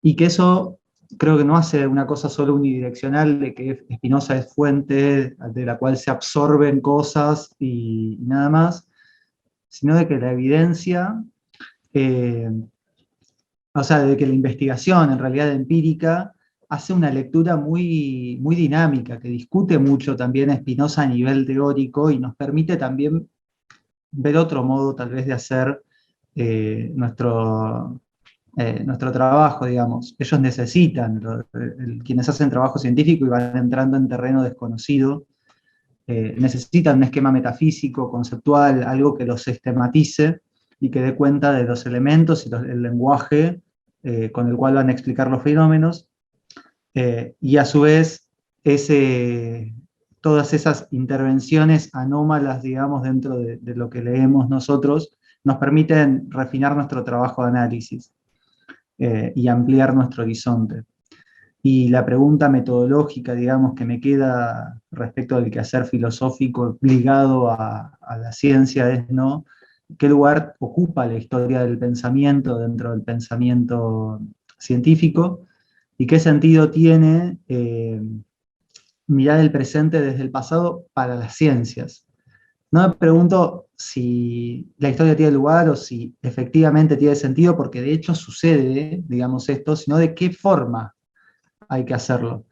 Y ahí es donde creo que leer a Spinoza o a cualquier filósofa o filósofo de cualquier otro contexto histórico puede brindarnos muchas herramientas, argumentos, teorías, sistematizaciones, ayudarnos a construir lazos, digamos, de nuestras ideas con todo lo demás, a lo que estamos haciendo, pero creo que también si nos proponemos hacer un diálogo así, digamos, tan transepocal y tan interdisciplinario, no podemos leer a Spinoza o a quien sea sin estar dispuestos a soltarlo en algún punto, al menos parcialmente y si es necesario. Porque cuando hablamos con campos tan dinámicos como son las ciencias, poner a cualquier texto filosófico por delante de cualquier conflicto de evidencias o de cualquier puerta que se va abriendo y quedarnos ahí de forma obstinada, nos pone en una posición que es, la verdad, poco filosófica y poco spinoziana. O sea, es tomar la letra como si estuviera revelada en desmedro de nuestra capacidad de pensar libremente e independientemente de profetas. En ese momento creo que si nos interesa el problema, hay que salir de la comodidad de la letra y aventurarnos a intervenir en primera persona con nuestra creatividad y cuestionando todo lo que se hace desde nuestra intuición. Ese era más o menos el cierre de mi intervención. Tengo una pregunta también para Paulo. Ambas otras dos intervenciones me parece que estuvieron en una gran sintonía, digamos, temática, lo cual es siempre muy lindo en estos eventos. Y a Paulo quería preguntarle respecto de la cuestión de la conciencia, que decías que la conciencia aparece dentro del plano de lo imaginario. ¿Vos ahí qué estás entendiendo por conciencia? ¿Es conciencia en el sentido de conciencia fenoménica, digamos, de los qualia o digamos, los aspectos cualitativos, o de autoconciencia, digamos? Muchas gracias, Marco, por tu pregunta. De hecho, entiendo de las dos formas la palabra conciencia. Si bien la conciencia entendida como qualia es mucho más tratada en Spinoza de lo que es esta idea de autoconciencia. Creo que hay una sola proposición de la parte segunda, si no me equivoco, en la proposición 21, en que establece la noción de autoconciencia Spinoza, y es precisamente mientras trata el primer género de conocimiento, muy bien, el origen de la mente humana, que está en el parámetro imaginativo. Por eso, si bien no Spinoza no lo dice literalmente, claro, que creo que hay suficiente evidencia como para decir que ambos sentidos de conciencia están presentes en la ética y claro, estoy entendiendo yo conciencia en esos dos términos. Claro. De esas dos formas. ¿Y te parece que es siempre imaginaria la conciencia? Yo trabajé un poco también eso en una tesis, y es como interesante cómo a medida que va avanzando la ética, el término aparece de vuelta, sobre todo en la quinta parte, viste, como volverse más consciente, como que ahí habría un grado como de adecuación adquirida en el cual aquello que percibimos podemos, como decías vos, ¿no? Digamos, está la potencia del alma de concatenar sus imaginaciones, de configurar sus imaginaciones. Ujú. Ahí, digo, ser consciente de estas mismas percepciones de una forma más adecuada, incluso tal vez pareciera, como que el sabio es más consciente de sí mismo, de Dios y de las cosas, eh, que es en un sentido incluso distinto, sería como un tercer sentido que no es tan Sí, en estos otros términos. Eh, sí, yo tendería a pensar que Spinoza tiene pretende en el texto, claro, que sea como un estado absoluto, que cada género sea un estado absoluto. Por ejemplo, la idea de salvación depende de eso, que seamos capaces de mantenernos en ese estado beatífico que ofrece la intuición intelectual. Ahora, como hay un texto de Ferdinand Alquier, eh, comienza el texto de él preguntándose qué quiere decir con eso, y más bien que una experiencia que nadie ha tenido. Más bien, la experiencia mundana humana nos dice que ese tipo de experiencia, incluso la experiencia racional del segundo género, son experiencias muy complejas de adquirir.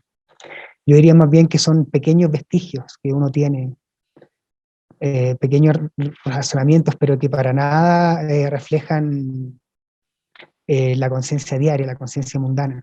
Yo diría que, claro, el estado natural, espontáneo, de la conciencia es el plano imaginativo. Gracias por tu pregunta. Em, bueno, ya que puedo hacer una pregunta yo, disculpen. Sí, Pablo, dale nomás, Sí, no hay problema. Marco, me pareció que, digamos, ya que tú dialogas, hace dialogar a Spinoza con distintos autores, psicólogos, filósofos contemporáneos, me gustaría escuchar qué te parece a ti la propia apreciación de la idea de afecto en Spinoza. Porque, claro, pones en tu presentación afecto y emociones, y le das preponderancia a la palabra emoción por sobre la de afecto.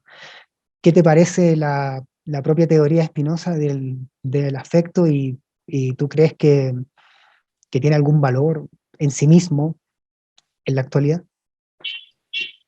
Gracias, y sí, por supuesto, o sea, de hecho, creo que como señalaba, y uno de los problemas que uno encuentra cuando lee a toda la gente que está trabajando desde tantos lugares, desde hace 50 años, en torno al tema emoción, es que no saben qué es una emoción, digamos, no, o sea, trabajan sobre un concepto vago que algunos más o menos comparten, podríamos suponer, porque efectivamente dialogan como en cierto linaje, cierta escuela, eh, pero es un concepto totalmente opaco.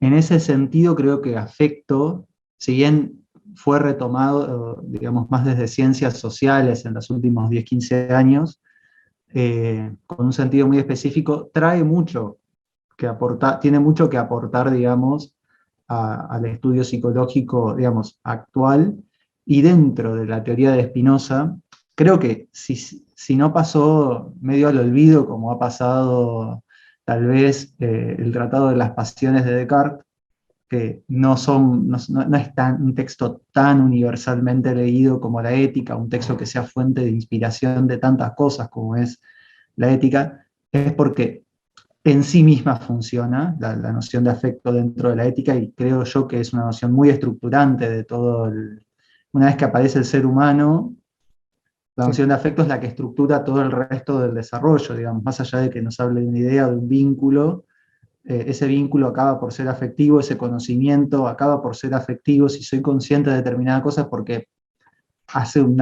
me pega una cachetada en el conatus, digamos, como que me despabila de algo, me entristece, digamos, si no, no sería consciente de nada. Si no tuviera afectos ligados a las cosas que se me presentan, no sentiría, digamos. No tendría ningún vestigio, como bien decías vos, de nada, y tampoco podría identificarme como mí mismo. Y en ese sentido, la noción de afecto con este carácter, como decía, procesual y, y muy dinámico, y que permite definir la cantidad, o sea, Spinoza pone 45, creo, 48 en el apéndice, después hay como 15 más dando vueltas, y uno podría, por la misma dinámica que hace Spinoza, definir alguno que no está ahí, porque las definiciones son fáciles de producir, o sea, ¿es una alegría o es una tristeza? ¿Es constante o es inconstante? ¿Es ligado a algo que estoy seguro de que va a pasar o algo que se me presenta con cierta duda, etcétera, digamos? Hay ahí como un montón que permite producir encima de Spinoza. Es una invitación, digamos, a seguir investigando en esa línea, y me parece súper, súper potente, y quiero, digamos, desde mi lugar, propugnar una mayor presencia de esta sistematización tan fértil en el diálogo psicológico. No necesita de mí porque claramente lo viene haciendo hace 50 años, pero creo que está bueno que como formados en filosofía tratemos de llevar nuestra expertise, nuestros intereses a aquellos otros lugares donde puede hacer un impacto favorable sobre la vida de mucha gente. Como mencionaba en un momento, el trabajo de los afectos de repente nos permite pensar en tratamientos tratamientos psicológicos, psiquiátricos, y eso puede tener un valor gigantesco en la vida de muchas personas. Pero volviendo sobre el eje inicial, sí, creo que la noción de afecto es central, es valiosa, es actual, y que es una definición muy, muy buena la que da Spinoza. Muy, muy buena. Uno lee las otras que andan dando vueltas y a todas uno siente que esto le falta acá algo. Spinoza de repente dice tan poco que permite encajar todo lo que uno quiere ahí. Es tan neutral que no le falta nada. Exacto, muchas gracias. Gracias por la pregunta. Gracias, Marcos, gracias, Pablo. Bueno, ahora no sé si alguien de los participantes tiene alguna pregunta para los expositores. Que levante la mano, que abra el micrófono, que la escriba por el chat. Si nadie tiene alguna duda, alguna consulta, bueno, yo tengo una, en realidad. Me autocedo la palabra. Más que nada, haciendo como un poco bueno, como mencionaba Marco, hay tópicos en común dentro de las tres presentaciones con respecto al tema de los afectos, principalmente, respecto y veo como algo que me llama la atención con respecto a la presentación de Marcos cuando él plantea el tema de la libertad y el tema de la voluntad en este caso, versus el tema del determinismo en Spinoza, y que a su vez, bueno, por otro lado, la Dani obviamente lo niega desde el punto de vista de la autodeterminación, de la autoproducción, en este caso de cómo se llama, desde el ámbito estético, en este caso como este arte de este ars vivendi, pero que también se da, o sea, lo que tú dices, por ejemplo, con el ámbito de la aplicación clínica, por ejemplo, de la teoría spinoziana, y mezclando también lo que plantea Pablo con el tema de la imaginación. Hay muchas teorías que vienen a partir de las teorías más contemporáneas, por ejemplo, ¿cómo se llama?, de la psicología cognitiva y la cognitiva conductual, que, por ejemplo, el EMDR, que trabaja con estimulación bilateral del cerebro y que trabaja con el modelo de creencias, que son en este caso, son supersticiones, en las cuales uno justamente se autoengaña formulándose, creándose en este caso una imagen inadecuada de uno mismo, y que durante el proceso terapéutico uno va alcanzando este proceso, alcanzando una libertad o una autodeterminación, y que es muy espinociano, o sea, en ese aspecto. Lo mismo con el psicoanálisis, o sea, el proceso del psicoanálisis es el analista simplemente cumple el rol del espejo al final de los mismos problemas de uno, cuando uno alcanza el proceso de transferencia. O sea, se van conectando en ese aspecto desde diferentes ópticas los trabajos de ustedes. O sea, desde ver el aspecto imaginativo en este caso que destaca Spinoza, y que es un tema que todavía se puede ir trabajando, desde el aspecto de cómo la aplicación psicoterapéutica y del aspecto, por ejemplo, de la Dani, que inclusive tiene una aplicación más política en este caso, o sea, ya llevando el arte así como hasta la manifestación inclusive de los cuerpos, por medio de los cuerpos, que lo podemos ver inclusive cuando fue el estallido social acá en Chile, con las diferentes performances, por ejemplo, de las tesis, o diferentes personas que se manifestaron con sus propios cuerpos, cuerpos mutilados, cuerpos de personas trans en este caso, y que son cuerpos disciplinados y que va en la línea también, bueno, ahí, como dice Dani, bueno, devolviéndole un poco como de peso a Foucault y quitándole un poco de peso a Diego con respecto a ese tema. Pero tenía como por eso una pequeña como consulta para cada uno, más que nada como en el caso tuyo, Marcos, no sé si tú has visto la conexión entre Spinoza y Vygotsky, que en la escuela, bueno, en el pensamiento soviético se trabajó harto Spinoza, pero como obviamente casi todo quedó muy apartado del ámbito occidental, yo he trabajado con un pensador soviético que es Valery Lenkov, y es como coetáneo a Vygotsky, y que tiene una lectura, por ejemplo, un análisis del problema psicofísico bastante especial. Por eso yo igual he visto como algo que Vygotsky también toma en sus últimos textos. Él dice y afirma que él entiende la libertad según Spinoza. Eso por una parte, y con respecto al tema de Paulo, con respecto, bueno, a todo este problema que nos lleva, ¿cómo se llama? Como tú planteas la conciencia, claro. A mí me sonaba lo mismo que te preguntó Marcos con respecto al tema del libro quinto de la ética, o sea, como este tema de que si al final esta conciencia, al final es como esta autoconciencia, o sea, al final hay una forma como de autoconciencia, ¿no? Que puede dar pie como una lectura, o sea, como al final, como una proyección en Hegel. O sea, así lo pienso, como muy el Hegel de la fenomenología del espíritu, que es lo que tú mencionabas, por ejemplo, como la proyección de la fenomenología. No lo veo como una fenomenología contemporánea, sino como una fenomenología a la hegeliana.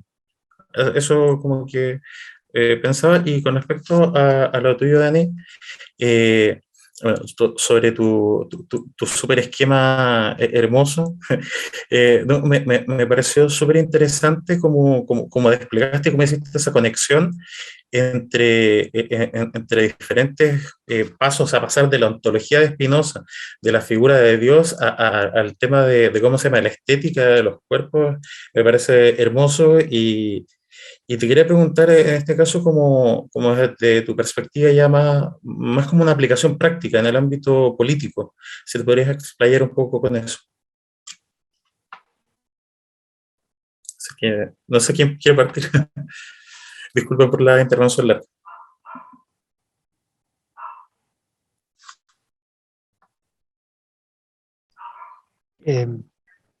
Marco, dale tú que te nombró primero. Dale, vamos en orden. Claro. Sé de la existencia de la lectura de Vygotsky de Spinoza. No he leído demasiado al respecto, pero creo que va incluso en una línea como semejante a algo que mencionabas respecto a esta cuestión del determinismo incluso. O sea, para Vygotsky una cuestión fundamental es la educación, la psicología de la educación. Y ahí entra de vuelta, digamos, esta cuestión de cómo podemos determinar o no a las personas a través de la educación. Y mientras hablabas al comienzo del tema, pensaba en la cuestión del derecho penal. Si tenemos una noción de la libertad sumamente determinista, o una versión de la psiquis sumamente determinista, si no problematizamos esos conceptos, podemos caer en derecho penal sumamente punitivista, en el cual lo que está mal es el individuo, que está condicionado, determinado a actuar de forma criminal, y no que es un individuo que por influencias causales, que sería una visión más spinociana, deviene en un momento dado agente o paciente, digamos, de un crimen. En ese sentido, permite pensar la recuperabilidad incluso. Pero la cuestión, digamos, de la recepción de Vygotsky la tengo ahí pendiente. Estoy como con los años más recientes que hay una efervescencia muy grande de estudios, pero tengo un gran pendiente, digamos, en primera mitad del siglo XX, que hay una primera gran recepción de Spinoza en también distintas cosas que suceden en paralelo en la psicología, no solo psicoanálisis de Freud, sino también del otro lado soviético. No, gracias. Paso la palabra rápidamente. Muchas gracias por el comentario, Arturo. Claro, yo también comparto tus reflexiones respecto a la idea de Hegel, digamos, a la fenomenología del espíritu. Me parece interesante que también está presente como la idea en Spinoza que la conciencia individual también crea una conciencia del mundo, digamos, puede ser una visión del mundo, puede crear una visión del mundo. Y de hecho, por ejemplo, la misma ética y el tratado teológico político se centran precisamente en desenmascarar los mecanismos psicológicos por los cuales se crean estas ilusiones que crean finalmente una visión del mundo errada de la realidad. Por ejemplo, el apéndice de la parte primera, o bueno, el tratado teológico político en su conjunto, en la medida en que no trata de temas más científicos, más hermenéuticos, como lo llamaríamos ahora.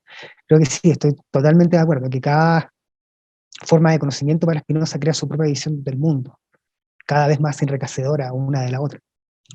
Eso en relación a lo de la fenomenología. Y yo diría que en relación a esta idea de la proyección, o cómo se podría, en relación a la autoconciencia y la imaginación, y cómo se podría utilizar de manera positiva la imaginación o las fuerzas productivas de la imaginación, creo que, claro, como dije en la presentación, la imaginación tiene un valor en sí mismo, que es opacado porque también se puede producir el error. No es la fuente del error, o no es el error en sí mismo, sino que puede dar ocasión al error. En la medida en que se tiene ideas adecuadas o se comprende de manera verdadera la naturaleza de las imágenes, el hombre puede utilizar esas fuerzas que de manera desatendida, cuando no son comprendidas de manera correcta, uno simplemente es pasivo, sufre, pero que de manera, cuando uno las comprende adecuadamente, puede utilizar esas mismas fuerzas de manera de aumentar el propio conocimiento, tanto del mundo como de uno mismo. Creo que, claro, digamos, el proyecto mismo de la ética yace en eso, en que a través del conocimiento uno puede alcanzar un conocimiento verdadero a uno mismo y del mundo, y finalmente alcanzar la felicidad. Creo que de eso se trata. A través del conocimiento uno puede comprender lo bueno que hay en lo malo, por decirlo de alguna forma. Eso diría. Gracias. Muchas gracias, Pablo. Bueno, respecto a tu pregunta, que era más que nada el aspecto práctico y político de una estética, yo justamente pienso que el planteamiento de una estética en Spinoza opera como una suerte de antesala al análisis político. Porque cuando uno piensa en la política no la puede pensar solamente desde el ámbito de las ideas o del ámbito ideológico, sino que también desde la corporalidad que implica la política. Y en ese sentido siempre ha faltado, entre comillas, un análisis del cuerpo en Spinoza, no porque no hayan, porque hay millones, especialmente desde Deleuze. Sin embargo, más o menos casi todo el análisis que se sigue de Deleuze siempre hace del cuerpo una suerte, o identifica cuerpo y potencia, y nunca responde qué es lo que puede un cuerpo, cuando sí sabemos lo que puede un cuerpo. En ese sentido, para mí la lectura de Deleuze pierde un poco la materialidad, por eso yo trato de poner énfasis en la materialidad y en la producción del espacio, en la producción del cuerpo, porque el cuerpo también no es solo potencia, sino que es también el cambio de las disposiciones corporales que se van produciendo en los mismos afectos, y cómo estas diversas constituciones que tiene el cuerpo, como una variación continua, incide políticamente. Ahora bien, bajo lo que tú me dices, como más políticamente, por ejemplo, en el estallido o cosas así, ahí podemos ver, de hecho, justamente un cambio en un paradigma estético. ¿Por qué? Porque la estética de los cuerpos podríamos pensarla desde dos puntos de vista. Una estética o bien pasiva o bien una estética activa. Sea si es que el cuerpo se produce adecuadamente, es decir, como una búsqueda de la autonomía de la acción, en donde justamente el proyecto de liberación del cuerpo coincidiría con el proyecto ético de Spinoza, y ahí se daría la acción simultánea de cuerpo y alma, o bien una estética que podríamos decir de la pasividad, en donde justamente no hay adecuación entre el cuerpo y la acción. ¿Por qué? Porque habría una heteronomía o muchos cuerpos incidiendo en la acción, entonces no habría, entre comillas, un cuerpo que sea causa de un efecto propiamente tal, sino que había muchos cuerpos siendo causa. Y ahí podríamos ver la pasividad, ¿ya? Entonces, ver un análisis político en donde los cuerpos se hacen, entre comillas, protagonistas, como fue en el estallido, con el tema de las mutilaciones, con el tema también de los mismos cuerpos, entre comillas, en lucha, cambia, entre comillas, bueno, tengo que dejar de decir entre comillas, cambia, cambia la forma en que los cuerpos se mueven en el espacio y se apropian del espacio, ¿ya? Entonces, cuando nosotros vimos estas marchas multitudinarias, estas peleas frente a las fuerzas policiales, esta también defensa que hubo también de varios manifestantes frente a otros, vemos cómo el cuerpo cambia su disposición, no solo en virtud de la circunstancia, sino también por el apoyo que tiene con otros cuerpos. Entonces vemos cómo cambia la estandarización de las prácticas sociales que, entre comillas, inducen a la pasividad. Vemos también cómo cambia la uniform, no sé cuál es la palabra correcta en este momento, pero esta idea de hacer uniformes los cuerpos, o uniformes las formas de actuar. Entonces, justamente, este tipo de movimientos sociales rompen esa pasividad o esta estandarización y precisamente pretenden un despliegue del cuerpo más allá de los límites de la normatividad del poder. ¿Por qué? Porque ¿qué es lo que el cuerpo quiere? Quiere cuerpos dóciles, como decía Foucault, o cuerpos obedientes, como podríamos ver que decía Spinoza respecto a la teología. O sea, ¿qué busca la teología? La obediencia. ¿Qué busca, entre comillas, ahora el capitalismo? Cuerpos obedientes, almas obedientes, que reproduzcan el sistema de reproducción social del capitalismo. Entonces, este tipo de manifestaciones, cuando el cuerpo se torna no solo visible, sino que se explaya más allá de los límites de las estandarizaciones, por ejemplo, cuando muchos de estos trabajadores que fueron a las marchas dejaron el trabajo, cuando muchas de estas personas que estaban, no sé, en su casa, en la pasividad de su casa, salen a manifestarse, cuando toman un cartel, cuando ayudan a otro porque lo ven que están en una situación de desventaja frente a la opresión policial, el cuerpo se despliega de otra forma, se produce, y produce no solo su propia corporalidad, sino que también su propia espacialidad en esa relación que tiene con los otros.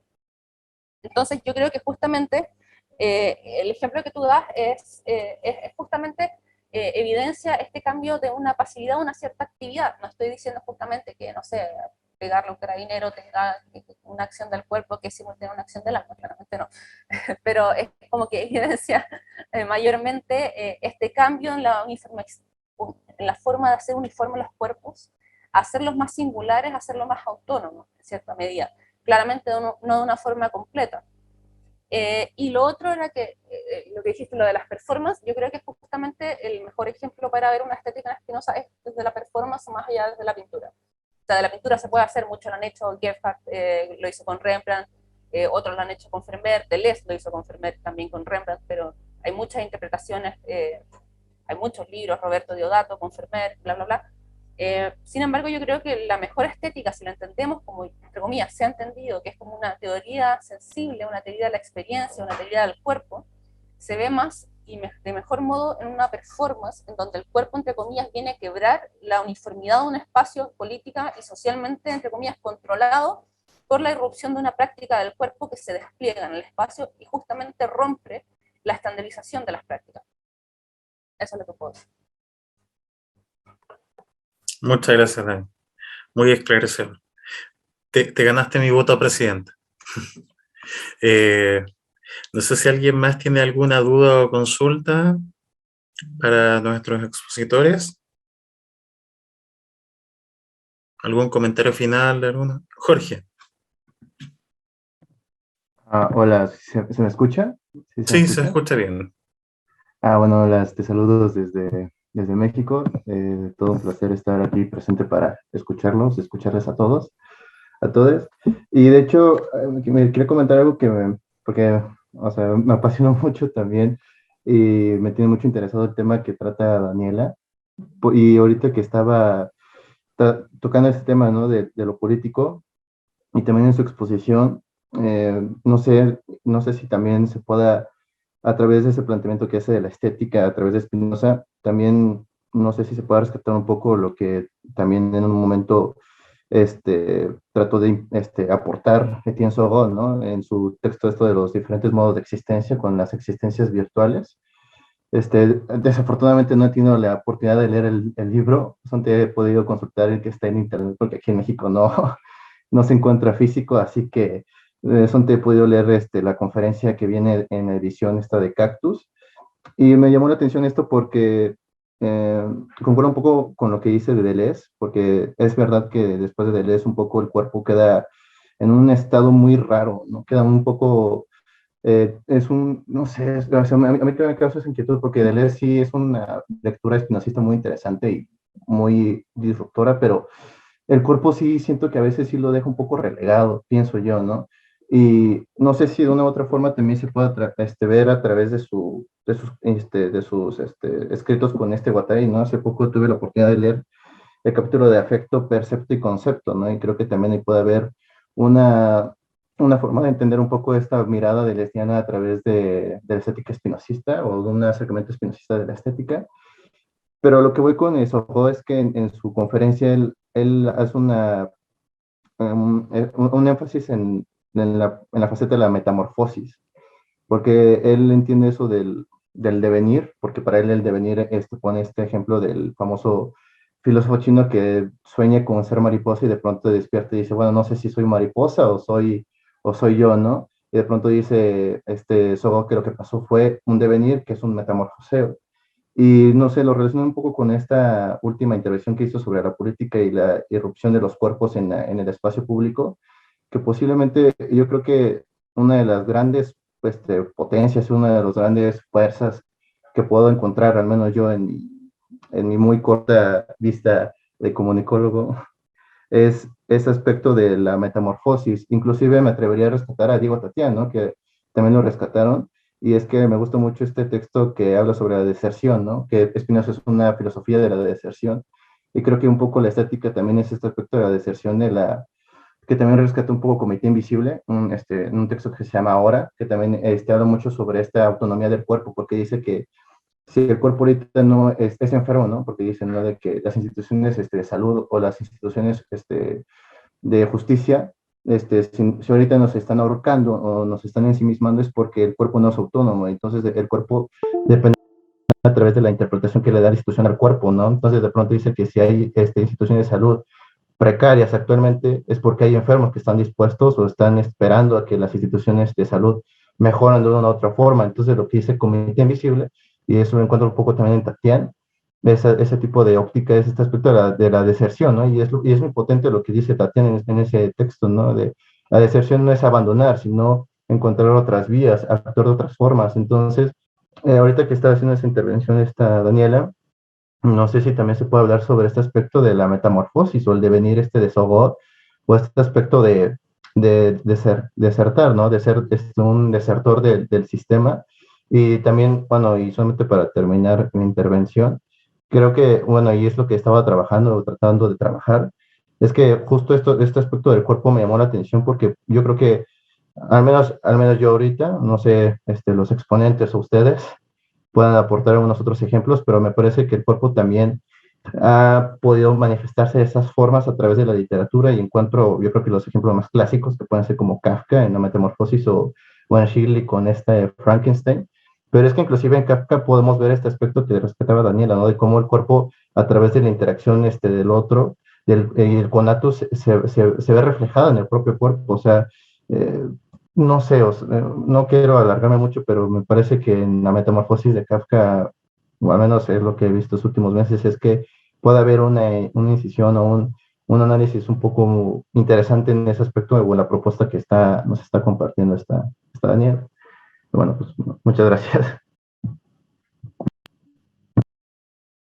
Una pregunta que no entendí, el libro que no habías alcanzado a leer, ¿cuál era? Eso no alcanzé a escuchar el título. De los diferentes modos de existencia, de pienso, Está en Creo medio que de Spinoza, lo... ¿cierto? ¿Mandé? En medio de Spinoza de Deleuze. ¿En ese libro está? No, el de los diferentes modos de existencia es un texto de un filósofo que se llamaba, bueno, ya falleció, de Tienzo, pero es Ah, un... ok, ya. Perfecto. Sí, sí, sí, sí lo ubico, lo ubico. No, que creí que estabas hablando de un libro de Deleuze, entonces estaba en mi Ah, cabeza pensando en cuál libro de Deleuze estaba ese texto. Ya, no, perfecto. Emilio Espinosa sí es su libro de Cactus, ¿no? Que edita las clases de Deleuze de Sí, Espinosa, ¿no? Sí, sí, sí. sí, No, pero sí. ese es otro. Perfecto, perfecto. Ya. O sea, para mí el Spinoza de Deleuze es muy bueno en muchas cosas. Es muy rupturista en cierta medida y abre todo un campo de análisis que es sumamente nutritivo para la filosofía, especialmente para los estudios spinozianos. Sin embargo, con el tema del cuerpo, la imaginación y la imagen en Spinoza yo encuentro que se queda un poco corto, bajo mi interpretación, humildemente hablando. Y es porque justamente pierde un poco la materialidad del cuerpo y la imaginación y la imagen constantemente son un poco criticadas. Por ejemplo, Spinoza, el problema de la expresión, al final, cuando Deleuze expone la teoría del modo finito, va a decir que la imaginación tiene algo de pasivo que le impide ser real y empieza a hablar un poco o asumir que hay una irrealidad de la imaginación. Esto también se va a repetir, por ejemplo, en el texto que tiene en Crítica y Clínica, cuando habla de las tres éticas, cuando habla de las sombras y hace entre comillas un símil entre las sombras y la imaginación, nuevamente vuelve a ponerle este carácter marcadamente inadecuado, fuente de error, que es justamente lo que yo también quiero negar y que es lo que Paulo también decía. Eh, y es justamente ver que la imaginación tiene también un carácter positivo que Deleuze en ninguna parte rescata, o si lo rescata es como de muy mala gana. Es como ya, necesito la imaginación para pasar a la razón, entonces ya, la imaginación existe y puedo hacerlo. Y eso a mí me complica. Yo por eso como que siempre tengo un problema cuando Deleuze habla de la teoría del modo finito, de la imaginación y de, la, y de los cuerpos. Ahora bien, sí encuentro que Deleuze, cuando es su propia filosofía y cuando habla con Guattari, cuando trabaja con Guattari, expone de otra forma lo que es el cuerpo y la imagen, pero es porque también no está pensando solo en Spinoza, sino que está pensando también en Berzón.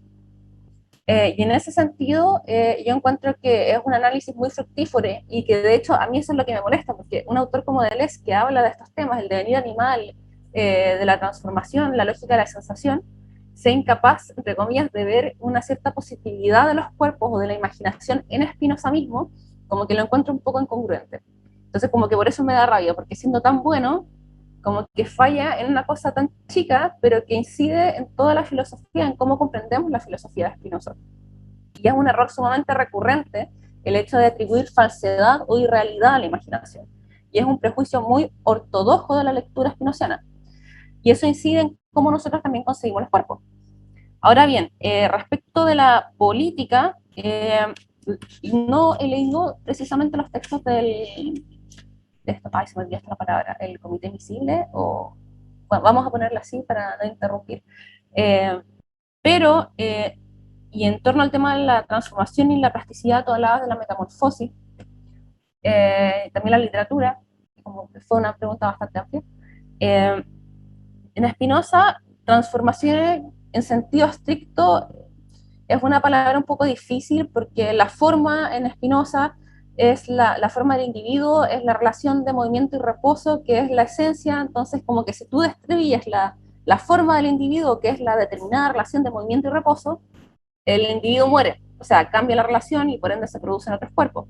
Entonces, como que hablar de transformación, excepto el caso del poeta español que aparece en la Ética 4, es un concepto como que yo trabajaría con mayor cuidado. Yo por eso también prefiero hablar de plasticidad, porque el cuerpo es más plástico, que cambia su estructura o cambia su disposición, su constitución, pero hablar de transformación propiamente tal es un poco complejo si nos seguimos, o sea, si seguimos como letra a letra el texto spinoziano, si hablamos del concepto de forma en Spinoza. Y lo último el tema de la literatura, ya yo me declaro un poco ignorante en términos literarios. Eh, pero sí, en Spinoza no sabría cómo establecer una forma de leer, por ejemplo, la Metamorfosis de Kafka, Sería, no sé, es una pregunta como un poco difícil para elaborarla en un par de minutos y pensarla así tan rápido. Eh, pero no sé, no, prefiero no responder para no mandarme un caballazo muy extraño y darme un poco de tiempo para pensar en eso. Entonces, si respondí algo de tu pregunta, estaría genial, pero si no me puedes volver a preguntar si dije algo medio confuso.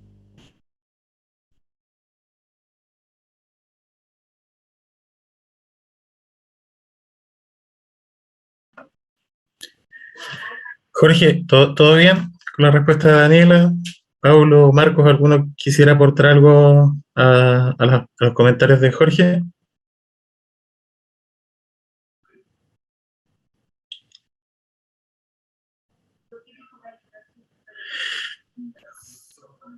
¿Alguien más tiene alguna pregunta para nuestros queridos expositores?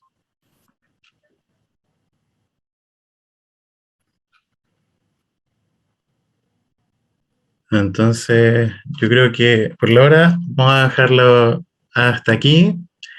Bueno, darle las gracias a Marcos, a Paulo, a Dani y a todas las personas que participaron de este encuentro. Un aplauso para ustedes.